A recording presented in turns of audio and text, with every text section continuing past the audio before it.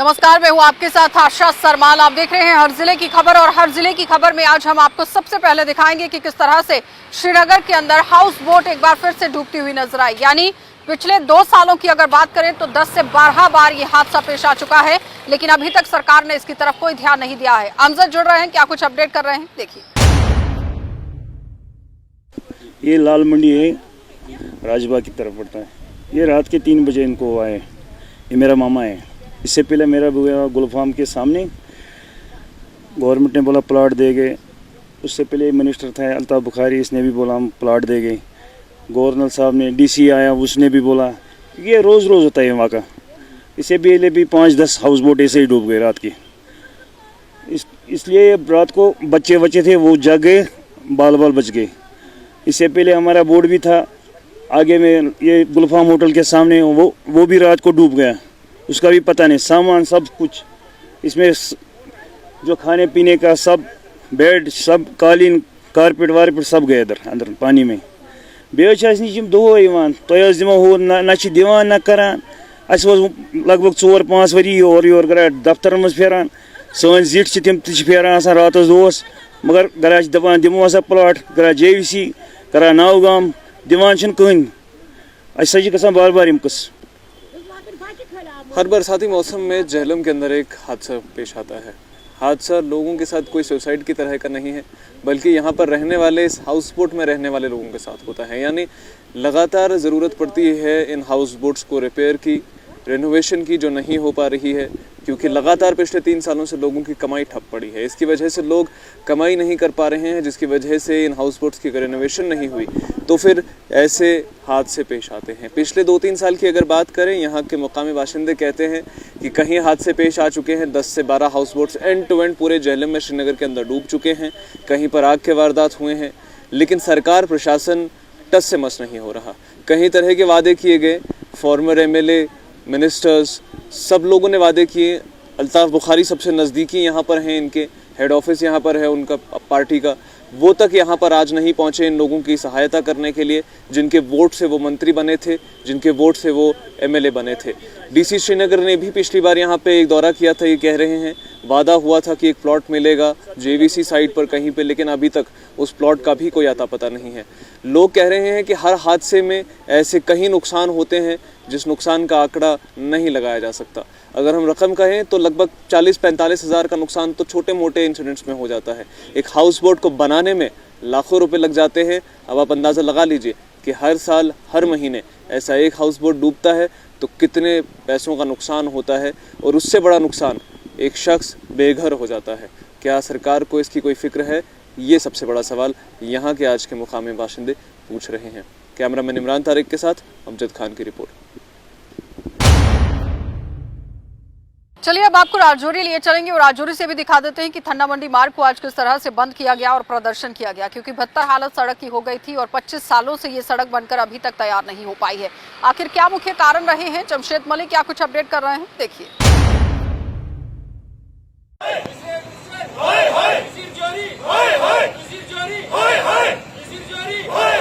Rajouri ward number 1 की सड़क की खस्ता हाली से परेशान मकामी ताजरों के साथ साथ मकामी लोगों ने आज राजौरी थाना मंडी रोड बंद करके प्रोटेस्ट कर रहे हैं। क्यों वजह प्रोटेस्ट कर रहे हैं, इनसे बात करेंगे।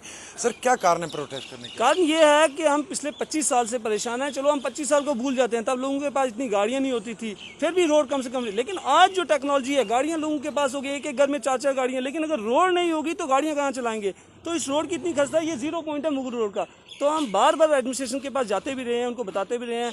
अब उसने कहा जी हम ये सर्वे में लाएंगे, हाईवे में लाएंगे। ठीक है, हाईवे में ना भी लाओ या ना लाओ, लेकिन कम से कम इस रोड को चलने के मुताबिक तो चलाओ ना, कि लेवल हो जाए, कम से कम रोड ठीक हो जाए। हमें नहीं चाहिए हाईवे यहाँ पे, हमें कम से कम रोड क्लीन चाहिए ताकि लोग चलें, जिसमें गाड़ियाँ तो चलो चलती हैं जिस तरह भी चलेंगे, इंसानों के चलने के लायक। यहाँ जाम मस्जिद साथ में नमाज पढ़ने, आज जैसे जुम्मा है, नमाज पढ़ने लोग आएंगे, इस रोड पे क्या चलेंगे? वो अपने कपड़े बचाएंगे, वो खुद को बचाएंगे, किस चीज़ को बचाएंगे? फिर इस चीज़ के लिए हम ये कहते हैं, हम यहाँ इकट्ठे होने का मेन मकसद है इस रोड को जल्द से जल्द, क्योंकि मेन रोड है थन्ना मंडी दलाल को कनेक्ट करती है। और हमारा मैक्सिमम जो यहाँ से जो आते हैं, लोग आते हैं, कस्टमर आते हैं, अगर सिटी में आएंगे वो दलाल थन्ना मंडी से ही आते हैं। हमारा मेन रोड है, लिंक यही है। इस रोड की खस्ता हाली से कितना नुकसान यहाँ के ताजरों को? आपको ताजरों को ये नुकसान, क्योंकि खड़े होने की जब जगह नहीं होती, किसी को मिलती नहीं दुकान के आगे, वो खड़ा नहीं होता, वो आगे निकल जाता है। तो नेचुरल बात है, जो यहाँ खड़ा नहीं हो पाएगा वो किसी और जो बाजार में जाके सामान लेगा, तो यहाँ नुकसान ही नुकसान है।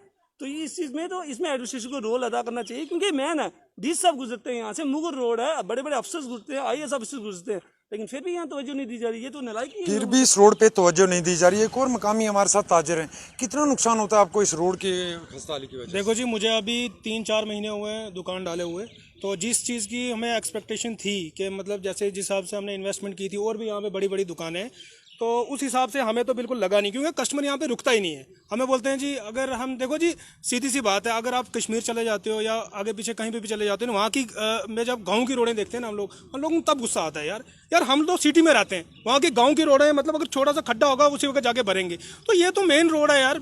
और दूसरी चीज़ मैं यहाँ पे ये उठाना चाहूँगा, जैसे ग्रिफ, ये रोड जो ग्रिफ के अंडर बोलते हैं, और ग्रिफ का ये रहता है कि उनको जहाँ मन करता है इस दुकान के आगे मलबा डाल देते हैं, इस दुकान के आगे मलबा डाल देंगे, इस दुकान के आगे मलबा डाल देंगे। वो उनको, अगर उनको हमने 1-2 बार बोला भी है और आगे से हमारे साथ वो बदतमीजी करते हैं, हाँ हम जी गवर्नमेंट ने बुलाई है, आप जाके ग्रिफ से बात करो, ऐसा थोड़ी है यार। आपने मलबा यहाँ पे किस लिए गिराया मुझे बताओ ना। मलबा तब गिरता है जब आप रोड की कंस्ट्रक्शन कर रहे होते हो, तब मलबा गिरता है। उनको जो मलबा वहाँ से बचता है वो उठा के यहाँ पे फेंक देते हैं। मतलब ये है क्या चीज़, क्या है? और उस मिट्टी से यहाँ पे ज़्यादा बुरी हालत हो जाती है। मतलब चल क्या रहा है हमें समझ नहीं आती, ये एरिया है क्या है? मतलब हम डीसी साहब हमें जवाब दें इस चीज़ में, क्या है ये? हाँ ये है मकामी लोग वार्ड नंबर 1 राजौरी ऐती के। इनके पीछे का ये मंजर मैं आपको दिखा रहा हूँ, जो इस वक्त एहतियात पर है इस वजह के, क्योंकि रोड की हालत बहुत ज़्यादा खस्ता है, बहुत बड़ा जाम इस वक्त लगा हुआ है। उसका सबसे बड़ा कारण है कि इस रोड की हालत बहुत ज़्यादा दिन ब दिन खस्ता होती जा रही है। जिस तरह पिछले कुछ दिनों से लगातार बारिशों का सिलसिला जारी है, उससे इस रोड की हालत और मज़ीद ख़राब हुई, जिससे यहाँ के ताजरों को काफ़ी मुश्किलात का सामना करना पड़ रहा है, जिससे परेशान होकर आज ये लोग सड़कों पर उतरे हैं। और सबसे बड़ी बात है, इनकी तरफ से ये कहा गया है कि अगर जल्द इस रोड का काम नहीं शुरू किया गया तो वो ये पूरा इलाका बंद कर एहतियाती सिलसिला शुरू करेंगे।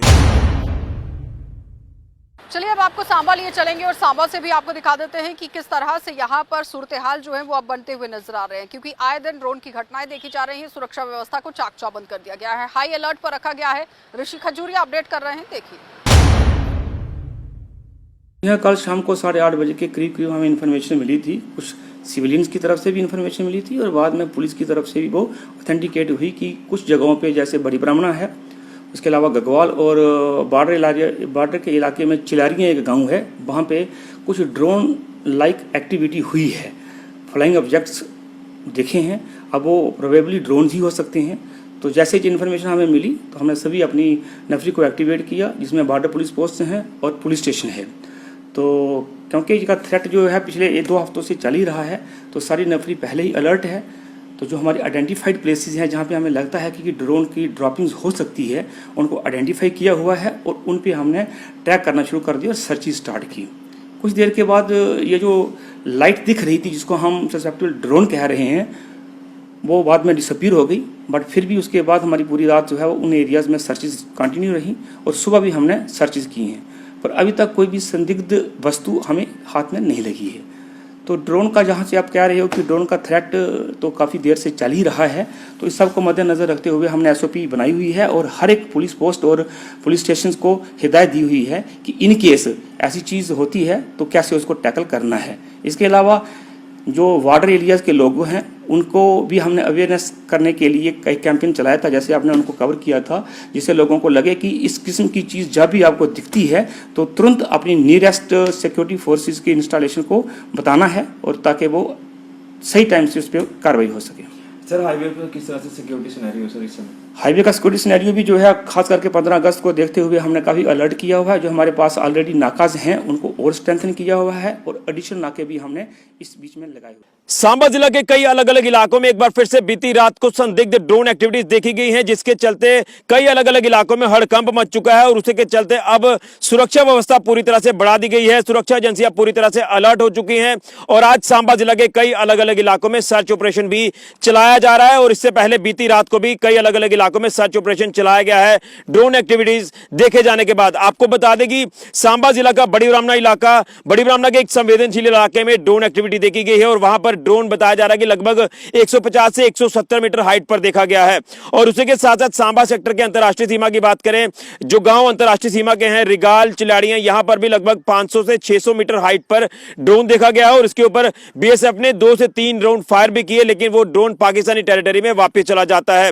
और इसी समय जिस इलाके में मौजूद है ये नौनाथ सांदी का इलाका है। ये हाईवे के साथ सटा इलाका है गगवाल क्षेत्र का, और यहाँ पर भी बीती रात को ड्रोन देखे गए हैं और ड्रोन जो थे वो स्थानीय लोगों ने देखे और स्थानीय लोगों ने पुलिस के साथ संपर्क किया और पुलिस ने देर रात को इस इलाके में सर्च ऑपरेशन भी चलाया।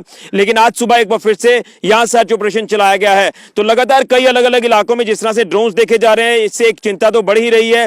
लेकिन आपको बता दें कि 15 अगस्त का दिन काफी पास है, स्वतंत्रता दिवस काफी पास है, देश भर में स्वतंत्रता दिवस मनाया जाएगा, जिसमें ऐसा लग रहा है कि पाकिस्तान खलल डालने का प्रयास कर रहा है। उसी के चलते ये ड्रोन की एक्टिविटीज जो वो पाकिस्तान करवा रहा है।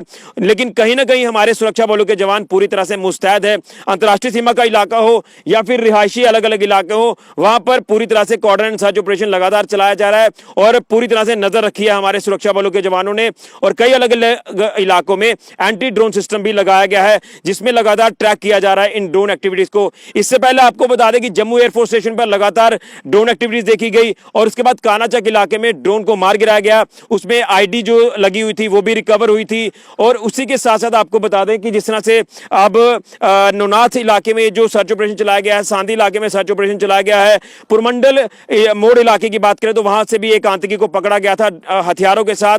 तो ऐसा लगता है कि ड्रोन के माध्यम से हथियारों की डिलीवरी जो वो पाकिस्तान करवाना चाहता है। यहाँ पर उनके गाइड हो सकते हैं, यहाँ पर हैंडलर्स हो सकते हैं जो यहाँ पर माहौल को खराब करने के लिए बैठे हो। लेकिन सुरक्षा बलों की बात करें तो वो पूरी तरह से उन लोगों को आइडेंटिफाई करने में लगी हुई है कि आखिर ऐसे कौन लोग हो सकते हैं। लेकिन पाकिस्तान जिन मंसूबों को लेकर चल रहा है वो मंसूबे कभी पाकिस्तान के कामयाब नहीं होंगे। ये पाकिस्तान की बुखलाहट साफ तौर पर नजर आ रही है कि ये जो ड्रोन एक्टिविटीज चलाई जा रही हैं, क्योंकि अब उसके जो भी हथकंडे हैं वो काम नहीं आ रहे। इन्फिल्ट्रेशन में लगातार जो वो काफी कमी आई है पिछले दिनों से। अगर हम देखें तो कोई इन्फिल्ट्रेशन की अटेम्प्ट नहीं हुई है और शायद यही बुखलाहट है कि इन्फिल्ट्रेशन नहीं हो रही और पाकिस्तान ड्रोन के माध्यम से ये डिटेक्ट कर रहा है कि कहां से इन्फिल्ट्रेशन हो सकती है या ड्रोन के माध्यम से कहां पर हथियारों की खेप पहुंचानी है। ये सारी एक्टिविटीज पाकिस्तान करवा रहा है। डीजीपी जम्मू कश्मीर पुलिस ने भी साफ कर दिया कि पाकिस्तान की बात करें तो वहां पर आतंकी संगठन जो पनप रहे हैं, लश्कर तैयबा हो, जैश ए मोहम्मद हो, ये सारे के सारे षड्यंत्र उन्हीं के द्वारा रचे जा रहे हैं और ये प्लान उन्हीं के हैं ड्रोन एक्टिविटीज करवाने के। लेकिन ये एक सनसनी जरूर बनी है, लेकिन सुरक्षा बलों के जवान पूरी तरह से मुस्तैद हैं, अलर्ट हैं, वो हर स्थिति से निपटने के लिए तैयार हैं। और एक बार फिर से पाकिस्तान एक्सपोज हो चुके हैं कि पाकिस्तान ही इन सारी एक्टिविटीज के पीछे है, ये जो ड्रोन एक्टिविटीज उसके द्वारा करवाई जा रही हैं। लेकिन पाकिस्तान की अगर बात करें तो सीज फायर के समझौते पर भी वो पूरी तरह से टिका नहीं और पीठ के पीछे आकर वो वार करता है। तो यहां से साफ पता चलता है पाकिस्तान की मंशा की वो भारत में माहौल को खराब कर रहा है और उसी के चलते अब कई अलग अलग इलाकों में ये जो संदिग्ध ड्रोन एक्टिविटीज देखी गई हैं और साफ तौर पर देखा गया कि ये ड्रोन वापस पाकिस्तान टेरिटरी में चल जाते हैं जब बीएसएफ ने इनके ऊपर फायर भी किए। तो ये 3 अलग अलग इलाकों में जो ड्रोन एक्टिविटीज देखी गई हैं, सांबा जिला के बड़े ब्राह्मणा, सांबा सेक्टर और गगवाल की बात करें तो यहाँ के अलग अलग इलाकों में ये ड्रोन एक्टिविटीज देखी गई हैं, जिसके चलते यहाँ सर्च ऑपरेशन बड़े पैमाने पर चलाया गया है, सुरक्षा व्यवस्था को कड़ा कर दिया गया है। फिलहाल के लिए कैमरामैन राहुल के साथ ऋषि खजूरिया, गुलिस्तान न्यूज के लिए। चलिए अब आपको जिला कुलगाम लिए चलते हैं और जिला कुलगाम में आपको दिखा देते हैं कि सड़क की कनेक्टिविटी नहीं होने की वजह से लोगों को कितनी परेशानियां झेलनी पड़ी हैं। तनवीर हमारे साथ जुड़ रहे हैं, देखिए। गवर्नमेंट खास कर डिस्ट्रिक्ट कुलगामिस मेहरबानी कर सोन गांव कोर नजरअंदाज हमेशा खुद स्कूल शुरू ग आर्मी ग आम पब्लिक ग बड़ शुरू ग रोडस आए लगभग पत्म वह वो पे कर नजर बन यप पकन यप पकन गवर्नमेंट सन क्या जन गुपन बसान मेहरबानी कर डी सी साहब कर पुरजोर तुम चैनल जरिए बसास कर मेहरबानी रोडस सेंटरस कह मेहरबानी कर सेंटरस रोडस कह मेहरबानी पुरजोर अपील कर तुम चैनल जरिए डी सी साहब खास कर आर एम त्रो मैगडम त्रो आर एम प्योरस त्रो मैगडम त्रो गांव नबर त्रो गांव सनो कह तमो शायद रिश्वत तम मोन त्रा लगभग कलपुर गांव अम तंग वत त्रोक मैगडम सैस गांव त्रो एकदम कहें ये सैस गांव में ज्यादा पढ़ा लिखा लुख बे बड़ बार एजुकेटेड लुक मगर तम सन कहें तम मूदमित सारी ये लुक सारी मूदमित ये कहां लुक सन मेहरबानी कर डी सी साहब पुरजोर अपील तुहद जरिए कि सैन रोडस सन बाकी अस्सलाम वालेकुम रोजान यह रोड ये कलपुर सुन ये गई पत्मो 15 वरियो पे त्रोक होत गाम हर कुन मैगडम गामस मज कहें क्या त्रो गामस बोन कहें अन बना पकन लिहाजा यपर ट्रैक्टर ते यपर गाड़ी ते यपर कांच बिल्कुल सोन बच्चे नेरान अस फटन दमस बस यपर आर्मी ते पकान ना बन पकुन तो ना बन कह चीज यसान यह गो क्या मैकडमा वैकडमा कह गन खोट गस पुरन इन अस बन पकुन मिनटस अपील कर बे क्या कर। चलिए अब आपको लिए चलते हैं जिला शोपियां और शोपियां में आपको दिखा देते हैं कि खेलों की तरफ किस तरह से युवाओं का रुझान बढ़ाने की कोशिश की गई। क्या कुछ रहा पूरा खास, उमर मलिक जुड़ रहे हैं, देखिए। उनका कुछ ज़्यादा ही टैबू लगा है ये ड्रग के रिलेटेड। ये हमेशा कोशिश करते हैं कि जो बच्चे ऑलरेडी ड्रग में इन्वॉल्व हुए हैं उनको ये रिहेबिलिटेट करे। कभी कभी क्या हो जाता था, मुझे शक हो जाता था कभी कि कहीं ये भी तो इसमें इन्वॉल्व नहीं है, लेकिन फिर जब मैंने इन्वेस्टिगेट किया तो मुझे पता चला कि they are trying to rehabilitate because it is we youth, we have to come out and we have to do these activities. We should not rely solely upon the government efforts or the police executive forces. We ourselves have to come forward and we have to uproot this evil. As a sister पहले मैं यही message देना चाहूँगी कि पहले आप अपने parents की, अपने टीचर्स की आप रिस्पेक्ट कीजिए और साथ साथ अपना जो ईमान है वो भी कायम रखिए। उसके साथ आप देख रहे हैं कि आजकल के जो यूथ है, आजकल के जो बच्चे हैं वो कितने वो हाइपर और वायलेंट हो जाते हैं। अपने पेरेंट्स के साथ बिल्कुल घर आ जाते हैं तो अपने रूम में चले जाते हैं, बिल्कुल बात नहीं करते हैं अपने पेरेंट्स के साथ, कुछ भी नहीं। तो मैं रिक्वेस्ट करती हूँ पेरेंट्स से कि वो अपने बच्चों का ख्याल रखे। वो देखे कि अगर बच्चा शाम तक बाहर है तो वो होता कहाँ है, कभी खुद जाके इन्वेस्टिगेट करे कि अगर शाम तक बाहर कहीं पे रह रहा है देर तक तो जा कहाँ रहा है, ये कहीं ये ड्रग्स में इन्वॉल्व तो नहीं है। अगर बच्चा बोल रहा है कि मैं 4-5 दिन तक कहीं पिकनिक जाऊंगा, जैसे आप देख रहे हैं कि आजकल कुछ नया ही ट्रेंड बना है कि हाइकिंग पे जाएंगे 5-6 दिनों के लिए, तो इट इज चांसेस है कि बच्चे वहां पे ड्रग्स करे और 6 दिनों में तो वो फिर आराम से नॉर्मल हो जाएंगे, जब तक घर वापस आ जाएंगे तो इससे वो एडिक्ट भी हो सकते हैं। इसीलिए मैं रिक्वेस्ट करती हूँ तमाम जो भाई बहन या पेरेंट्स है, ग्रैंडफादर्स मदर्स है, उनसे मैं रिक्वेस्ट करती हूँ कि वो भरपूर अपने बच्चों का ख्याल रखे, उनको देखे, उनको ऑब्जर्व करे कि ये कहाँ जाते हैं। अगर फोन भी यूज कर रहे हैं ठीक है, आप तो आपको पता है कि ड्यू टू दिस पेंडेमिक कितना अब सब कुछ ऑनलाइन हो चला है, जिसकी जरूरत भी नहीं उसके लिए भी बच्चे बोलते हैं नहीं फोन चाहिए, तो हमें फोन चाहिए ऑनलाइन चीजों के लिए। लेकिन खास ख्याल रखना चाहिए पेरेंट्स को कि वो देखे, अगर नोट्स करे, ऐप भी आती है कुछ, वो नोट्स अगर बच्चा देख रहा है फोन में तो क्या देख रहा है, कहीं एडिक्शन और की तरफ तो नहीं जा रहा है, या आप नोट्स करें कि बच्चे के पॉकेट्स में क्या है, कहीं इसने अगर कोई पॉकेट परफ्यूम रखा है तो किस लिए रखा है। मेरा नाम राजा यूनुस स्टाक है, मैं शोपियान डिस्ट्रिक्ट से बिलोंग करता हूँ। मेरी जो गेम है वो स्के मार्शल आर्ट है। मैं स्के मार्शल आर्ट पिछले 8 सालों से खेल रहा हूँ और मैंने स्के मार्शल आर्ट में बहुत कुछ हासिल किया है। मैंने इंटरनेशनल लेवल पे खेला है, नेशनल लेवल पे खेला है, मैंने गोल्ड मेडल्स हासिल किए हैं। तो मैं शुक्रगुजार हूँ अपने उस्तादिज़ा का, मिस्टर ताहिर सर का, सलमा मैम है जो श्रीनगर से बिलोंग करती है, और जो खास करके जो हमारी स्के मार्शल आर्ट गेम है जो कि अपनी कश्मीर की ट्रेडिशनल गेम है और जिनका फाउंडर है मीर नज़ीर साहब जो कि पामपोरा से बिलोंग करते हैं। तो उनका हम सभी शुक्रगुजार है कि उन्होंने हमें एक प्लेटफॉर्म दिया जिसकी वजह से आज हम अपने माँ बाप का नाम रोशन कर रहे हैं, अपने घर वालों का नाम रोशन कर रहे हैं, अपने स्टेट का नाम रोशन, बल्कि स्टेट का नाम ही नहीं बल्कि अपने हिंदुस्तान, अपनी कंट्री का नाम रोशन कर रहे हैं। जो यूथ है वो पूरी तरफ से लीगल एक्टिविटीज में लगी हुई है, तो उनके लिए, उनसे पहले उनके पेरेंट्स के लिए मैसेज है, उनके पेरेंट्स को चाहिए कि वो अपने बच्चों का पूरा ख्याल रखे, अच्छे से ख्याल रखे, पूरा उनकी तरफ ध्यान रखे कि बच्चा क्या कर रहा है, क्या नहीं कर रहा है, कहाँ जा रहा है, क्या कर रहा है। तो पेरेंट्स को भी चाहिए कि अपने बच्चों का ध्यान रखे ताकि वो जो ड्रग्स कर रहे हैं आजकल बच्चे, या सुसाइड्स हो रही है, या और शराब नोशी एक्स्ट्रा ऐसे काम हो रहे हैं, तो उन कामों से दूर रखे, उन कामों से दूर रखे। पेरेंट्स को चाहिए कि अपने बच्चों को अच्छे से खास ख्याल रखे ताकि वो उन कामों से दूर रहे। Thank you. नाज़रीन, अगर हम बात करें पूरे वादी कश्मीर की तो अक्सर जो है हमारे यूथ्स जो है ड्रग्स की तरफ जाते हैं, जिससे उनका मुस्तकबिल भी ख़राब होता है और उनके घर वाले भी परेशान होते हैं। लेकिन अगर हम बात करें दक्षिणी कश्मीर ज़िला शोपियान के बटपुरा, यहाँ पे एक यूथ जो रहता है यूनुस अहमद टाक जो है, उसने जो है मार्शल आर्ट में जो है हाल ही में गोल्ड मेडल जो है वो अपने नाम किया है और अब जो है वो इंटरनेशनल लेवल पे खेलने के लिए जाएगा।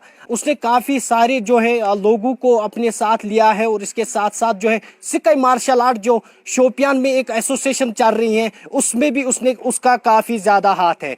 अगर हम बात करें, उसने हमारे साथ बात करते हुए कहा कि अक्सर जो है हमारे पेरेंट्स जो हैं अपने बच्चों को खेल कूद से रोकते हैं और उसके बाद जो है वो जो बच्चे हैं वो डिफरेंट वेज में जाते हैं जिसमें कुछ वेज जो है गलत भी होते हैं। उसने हमारे साथ बात करते हुए कहा कि हमें चाहिए कि हम अपने बच्चों को अच्छी तरबियत दें और इसके साथ साथ जो है उनको खेलने कूदने का भी टाइम दे। और ज़्यादातर जो उसने जोर दिया कि हमारी जो लड़कियां हैं उनके लिए जो है ये मार्शल आर्ट काफ़ी अच्छा है क्योंकि सेल्फ डिफेंस के लिए उनका काम आ सकता है। चनाचे ये जो लड़का है इसके घर वाले जो है काफ़ी खुश नज़र आ रहे हैं। हमारा जो बच्चा है वो हमारे देश का और हमारी जो डिस्ट्रिक्ट है खासकर जम्मू एंड कश्मीर को रिप्रेजेंट किया था उसने लास्ट बार जब कुछ दिन पहले उसने गोल्ड मेडल जीता था वहाँ पे। अगर हम बात करें तो खासकर उनने कहा कि हम काफ़ी खुश है कि हमारे बच्चे ने जो है जम्मू कश्मीर का नाम जो है वो रोशन किया। कैमरामैन सोहेब के साथ शोपियान से JK 24/7 के साथ मैं उमर मलिक। चलिए अब आपको पुंछ लिए चलते हैं और दिखा देते हैं कि मास्क को लेकर आज चालान किस तरह से काटे गए हैं क्योंकि SOPs का यहाँ आम जनता पालन करती हुई नजर नहीं आ रही थी। सनी रिपोर्ट कर रहे हैं, देखिए। ये स्टेप उठाया हुआ है ना पुलिस ने, हम इनका वेलकम करते हैं। तो जो काम भी इस वक्त पुलिस कर रही है ये हमारी बेहतरी के लिए है और आवाम की बेहतरी के लिए है। हम यही मैसेज देते हैं पूरी आवाम को कि जिस तरह से हुकूमत हमें SOPs की तरफ से ये दिला रही है कि इसके तहत चलो, तो हम सबको उस तरफ चलना चाहिए। हम पुलिस के इस वक्त जो इन्होंने यहाँ शेर कश्मीर पुल के सामने जो अपनी ये लगाई हुई है पुलिस इंस्पेक्टर साहब भी यहाँ हैं, तो हम इनका वेलकम करते हैं और जो भी ये काम कर रहे हैं बहुत अच्छा काम कर रहे हैं। हमें इनके इस काम से बहुत खुशी हुई है देखकर। देखो जी, ये जो चलान काटे जा रहे हैं तो इसमें बड़ी बात जो आपने मुझसे पूछी है कि चलान क्यों काटे जा रहे हैं, तो मेरे ख्याल में जो चलान काटे जा रहे हैं ये सिर्फ मास्क के लिए काटे जा रहे हैं।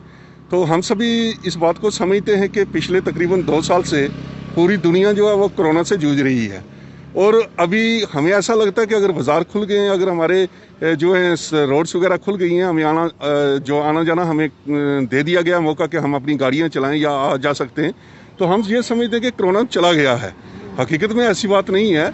हमारी जो हेल्थ मिनिस्ट्री है, हेल्थ डिपार्टमेंट है, वर्ल्ड हेल्थ ऑर्गेनाइजेशन है या जो हमारी एडमिनिस्ट्रेशन है, उसकी एडवाइजरी बार बार हमें यही कह रही है कि हम लोगों को इसके साथ लंबा वक्त चलना है और मास्क जो है वो हर हालत में हमें डाल के निकलना है, सोशल डिस्टेंसिंग जो है उसका ख्याल रखना है। तो ये हमारी सेफ्टी के लिए है। तो अगर बावजूद बार बार कहने के भी हम लोग अगर इस बात को नहीं मानने के लिए तैयार, तो हमने पिछली जो है सेकंड वेव थी उसमें देख लिया कितना बड़ा जानी नुकसान जो है हमारा हुआ है। ना सिर्फ जानी नुकसान हुआ है देश का, बल्कि उसके साथ माली नुकसान भी हुआ है। तो अभी हमारे स्कूल्स बंद हैं, इसका मतलब ये है कि ये खतरा अभी टला नहीं है।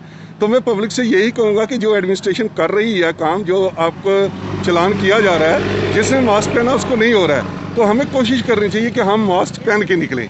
तो अगर हम सभी के सभी खुले में निकलेंगे, मास्क के बगैर निकलेंगे, सोशल डिस्टेंसिंग का ख्याल नहीं रखेंगे, तो नेचुरल है वो फिर चलान होगा। चलान के डर से ही जब हमारे पॉकेट से पैसे चार्ज जाएंगे तो हमें तकलीफ होगी, तो फिर हम लोग मास्क डालेंगे। तो इसलिए हम कहते हैं कि ये जो काम किया जा रहा है ये for the welfare of community है, for the welfare of public है। तो इसमें हम एडमिनिस्ट्रेशन को भी ज़रूर जो है ये उनको अप्रिशिएट करेंगे कि उन्होंने एक तरीकाकार अपनाया कि जो लोग इस चीज़ को लाइटली लेते हैं तो वो आगे से लाइटली नहीं लेंगे। तो मैं भी यही रिक्वेस्ट करूंगा पब्लिक से कि हमें हर हालत में मास्क पहनना चाहिए और एडमिनिस्ट्रेशन की जो है जितनी मदद हम कर सकते हैं उतनी मदद हमें करनी चाहिए, ताकि हम इस बीमारी से अपने आप को, अपने मोहल्ले को, अपने शहर को, अपने देश को और पूरी। नमस्कार, आप देख रहे हैं गुलिस्तान न्यूज़। मैं हूं सनी शर्मा। इस समय में SK ब्रिज पहुंच पे हूं, जहां पुलिस की तरफ से आज विदाउट मास्क घूमने वाले लोगों को और के चालान काटे जा रहे हैं।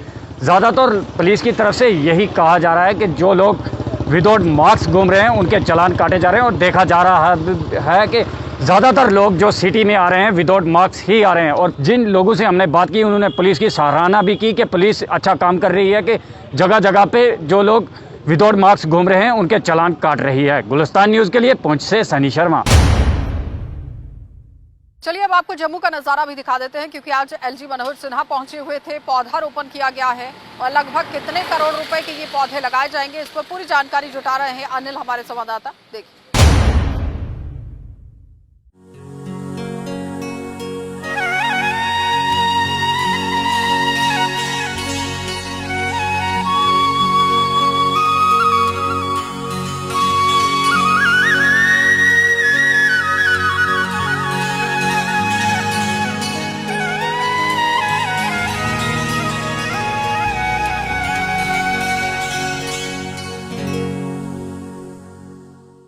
अपने गार्डन में हम लगा सकते। मध्य प्रदेश और उत्तराखंड में कई कॉलेज इस तरह के हैं जिन्होंने बेहतर काम इस दिशा में किया है।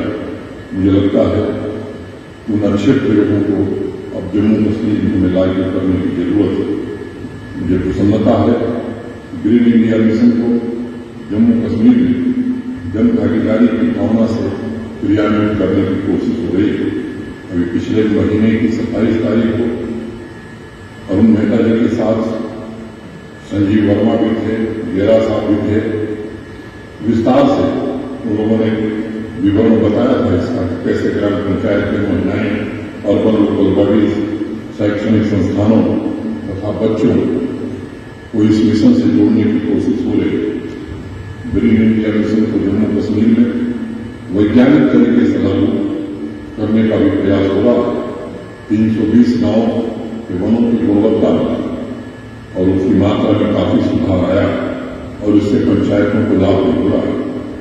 जिला साहब ने मुझे बताया था कि सोशल फॉरेस्ट्री डिपार्टमेंट की पहल पर पंचायत की जमीनों, सड़कों, हाईवे तथा रेलवे ट्रैक के पास ग्रीन कवर के लिए पेड़ लगाई जा रही है और उसमें विलेज पंचायत प्लांटेशन कमेटी, जिनमें से कुछ को अभी वितरित किया गया है, बहुत ही महत्वपूर्ण भूमिका निभा रहे हैं।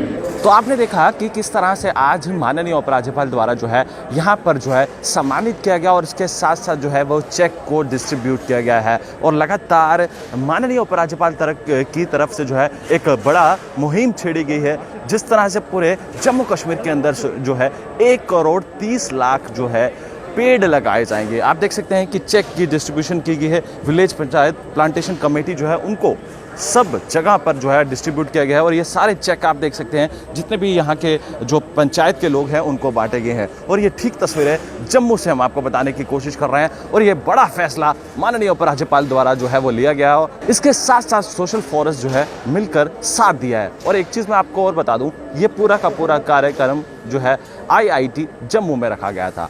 ये बड़ी जानकारी जो थी हम आप तक पहुंचाने की कोशिश कर रहे थे। तब तक के लिए आप बने रहे JK 24/7 के लिए। कैमरा पर्सन दीपक जी के साथ, धन्यवाद। चलिए, तो आपने देखा कि हर जिले में किस तरह से हर जिले के अंदर आपको ले जाने की कोशिश की गई है, कहां पर क्या समस्याएं थी वो सरकार तक रखने की कोशिश की गई, पहुंचाने की कोशिश की गई। और अब यहां पर आम जनता ये उम्मीद लगाती हुई नजर आ रही है कि LG प्रशासन इस पर गौर फरमाए और जल्द से जल्द इन समस्याओं का निपटारा किया जाए, समाधान किया जाए। आप देखते रहिए कार्यक्रम।